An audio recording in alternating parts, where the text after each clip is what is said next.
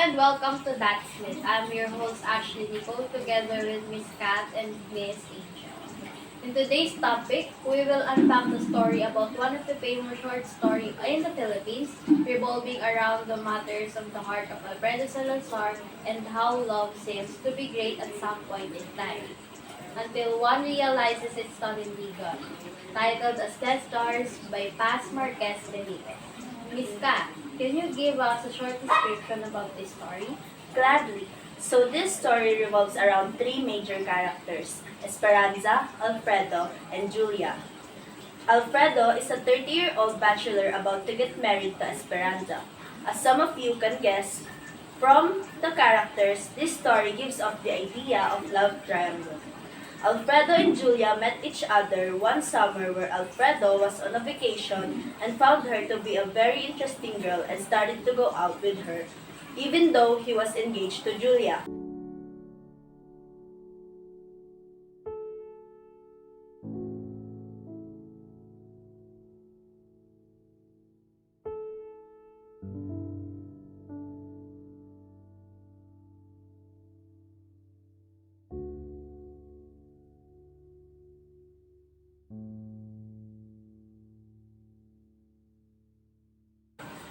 But before we continue the story, who do you think Alfredo chose to be his wife?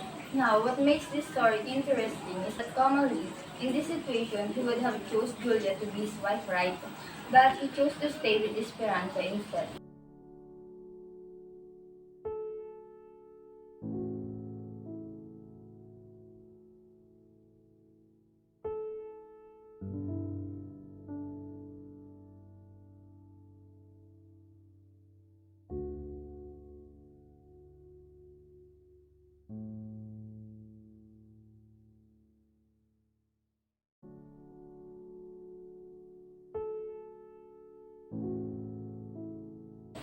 Why would Alfredo choose to continue his wedding with Esperanza when he fell in love with Julia and has time to fall in love?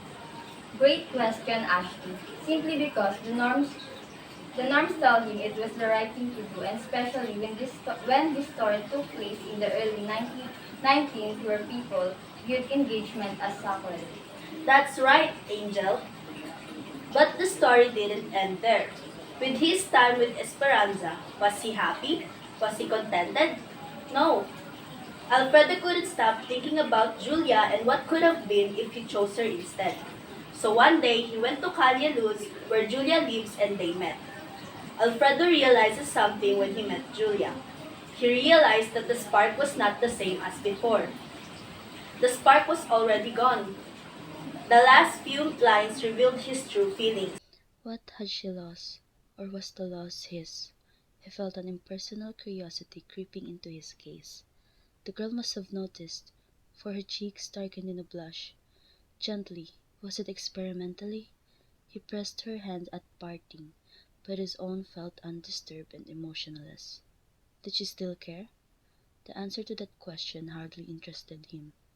The young moon had set. From the uninviting cot he could see one half of star-studded sky. So that was all over. Why had he obstinately clung to that dream? So all these years, since when? He had been seeing the light of dead stars, long extinguished, yet seemingly still in their appointed places in the heavens. An immense sadness as of loss invaded his spirit, a vast homesickness for some immutable refuge of the heart far away where faded gardens bloom again, and where live on in unchanging freshness the dear, dead loves of vanished youth. And that, my beloved listeners, is Dead Stars by Paz Marquez Martinez. What a great story! I can see why it became famous. I agree, Ashley. But why Dead Stars? Well, for me, the stars symbolize the love and burning passion of Alfredo that faded as time went by, and how he realizes that when you look at Julia, you know how when we look into the night skies, the stars are there, but we are actually seeing the past because objects travel at the speed of light in the universe. He was seeing the light of the star when in reality it's already dead. That's how I perceive it. We can see how Alfredo struggled and got confused by his feelings. But it must have been hard for the two girls who had suffered through his decision, right? Yes, to feel and know that your partner is in love with someone and looking for someone else while still being with you really hurts. Yes, and also Julia because she was fooled by Alfredo, thinking that he was single. Isn't it painful when you can't love a person because of a certain circumstances? Or when you love a person but he or she loves someone else?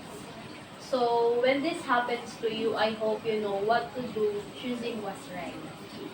Once again, I am Ashley Nicole, together with Miss Kath and Miss Angel. We hope you enjoy our discussion of this timeless classic short story by Paz Martinez. Thank you for joining us, and remember, literature has the power to light up the abyss of human emotions and experiences, just as the stars above continue to shine long after they faded away. Until next time, keep your eyes on the stars and your ears tuned to great stories. Bye!